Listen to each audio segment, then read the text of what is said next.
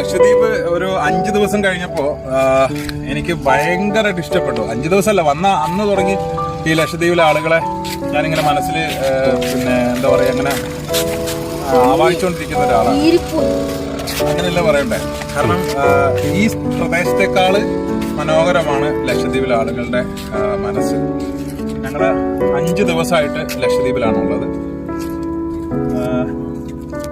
പറയാൻ വാക്കുകളില്ല. അപ്പോൾ ഞങ്ങളൊരു പ്രോഗ്രാമിന് വന്നതാണ്. ഈ പ്രോഗ്രാം കഴിഞ്ഞ് ഇവിടുന്ന് പോകുമ്പോൾ ഭയങ്കര സങ്കടമാവും. കാരണം ഇവരുടെ ഒരു ആതിഥ്യം മര്യാദ ഉണ്ടല്ലോ, അത് ഭയങ്കര